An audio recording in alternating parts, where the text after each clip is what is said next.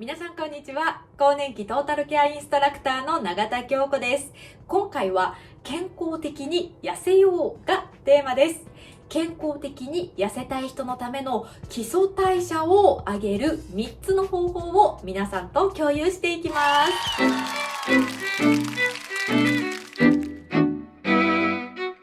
私はですね、普段講座や講演会を通して更年期の知識と対策ケア方法を伝えていくという活動を行っています。40代、50代の女性たちに接する機会というのがとっても多いんですけれども、そうすると、多くのお悩みを聞かせていただくことがあります。で、そんな中でもとっても多いご相談というのが、最近太りやすくなったということなんです。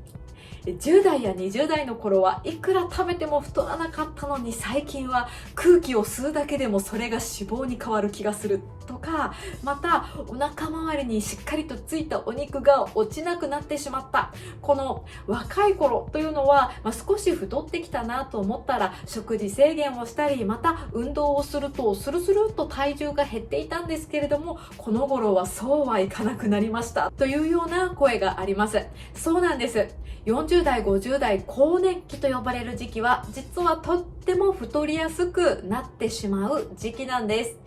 更年期太りの原因、大きく分けると2つあります。1つ目は、基礎代謝量の低下です。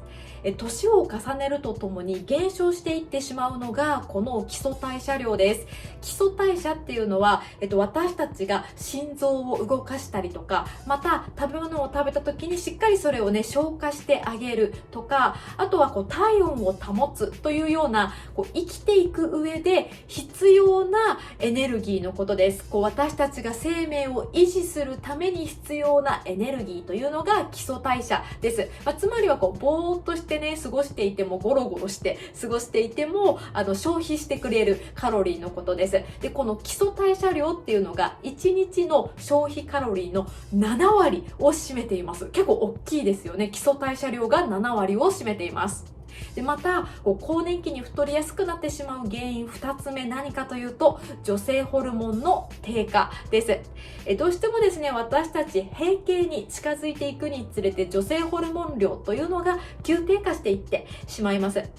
で、この女性ホルモンっていうのは私たちのこの血液中の悪玉コレステロール量っていうのを調整してくれたりとか、また中性脂肪がとどまってしまうっていうのを防ぐような働きがあるんですね。なので女性ホルモンが低下してきてしまうと、私たちは脂肪がどうしてもつきやすくなってしまうということがあります。なんですけれども、大丈夫です。心配しないでください。毎日の生活を少し工夫していくというだけで代謝っていうのは上げることができるんです。つまりは痩せやすい体っていうのは作るっていうことができるんですね。なので今回は科学的に証明されている代謝が上がる方法というのをですね、3つご紹介していきます。しかも食事制限じゃない方法をご紹介していきます。これ実はですね、特に更年期の時期、食事制限によるダイエットっていうのはあんまりおすすめ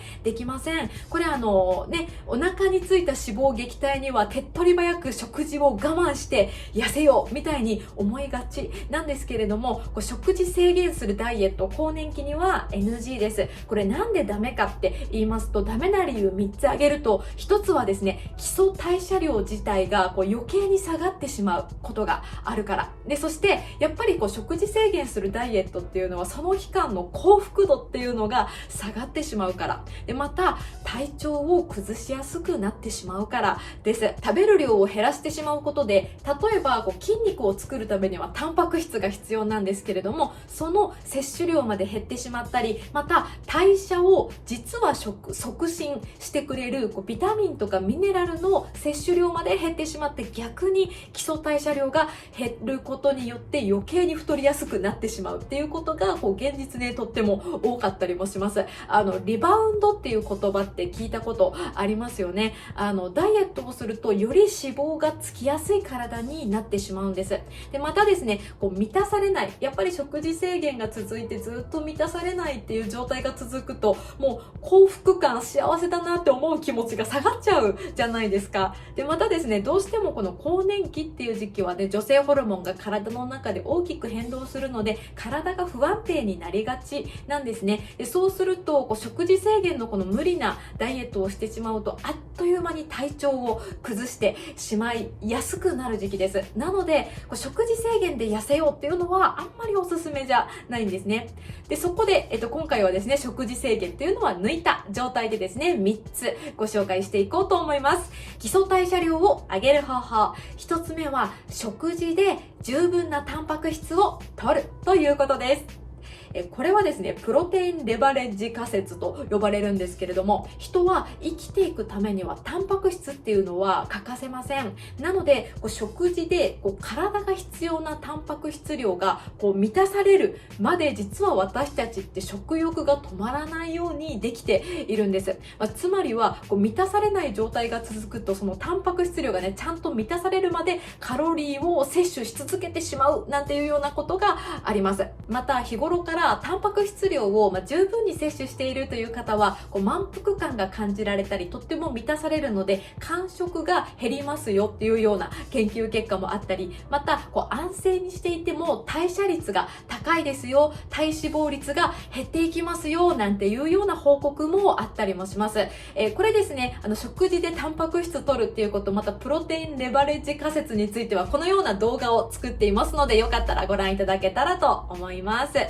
基礎代謝量を上げる方法。2つ目は朝食をとるということです。これですね、イギリスのバース大学の研究では、朝起きてから2時間以内に朝食をしっかりとるっていう方は、1日を通して消費カロリーがすごく多いですよなんていうようなことが分かっています。またですね、アメリカンジャーナルオブクリニカルニュートリションに発表された研究によると、その朝食の中でもタンパク質が豊富に含まれている朝食をとるということで、間食が減って、つまりは痩せやすくなりますよなんていうようなことがね、発表されたりもしています。基礎代謝量を上げる方法。3つ目は水分をしっかりととるということです。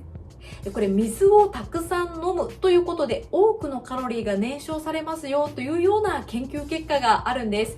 アメリカの内分泌とか代謝に特化した本に載ってる研究なんですけれども、常温の水を 500ml 近く飲んだ人っていうのは、その10分後から代謝がすごく高くなって、代謝率っていうのが 30% も増加したなんていうようなことが分かっています。で、またこの研究ではですね、1日あたり2リットルの水を飲むということで、エネルギー消費量が約400キロジュール、カロリーに換算すると95ぐらい、100キロカロリーぐらい、100キロ弱キロカロリーぐらいですね、が増えますよなんていうようなことが分かっています。最近ですね、もうマスクをしてると喉の渇きを忘れそうになってしまいますけれども、こまめに水分補給をする、こまめに水を飲むっていうことは健康にとってもすごくいいことですので、試してみてはいかがでしょうか。というので、健康的に痩せたい人のための基礎代謝を上げる3つの方法、食事でタンパク質を十分に摂るということ、そして朝食をとること、そして水分補給しっかりすることというのをね、お届けしていきました。あと、基礎代謝を上げるとっておきの方法をもう一つお伝えしていきます。それ何かというと、運動です。筋肉をつけることなんです。基礎代謝のうちで筋肉が占める割合ってどれぐらいか知っていますか？これ実は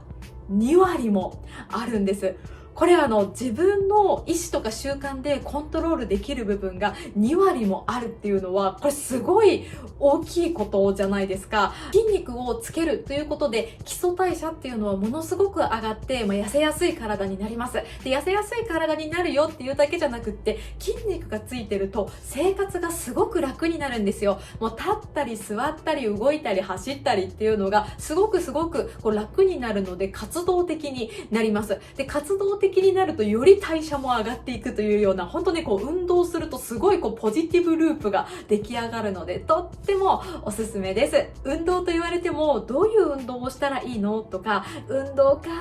億劫だなという方はですね、自宅でも簡単に取り組める方法をこのような本に掲載していますので、よかったらお読みいただいて役立てていただけたらとっても嬉しいです。というので、今回は健康的に痩せたい人のための基礎代代謝を上げる3つの方法をご紹介していきました。このようにチェブラチャンネルでは更年期をテーマに健康に快適にご機嫌に過ごしていけるようなヒントやアイデアを発信しています。ぜひチャンネル登録をして日頃の健康づくりにお役立てください。というので今日もありがとうございました。また次の動画でお会いしましょう。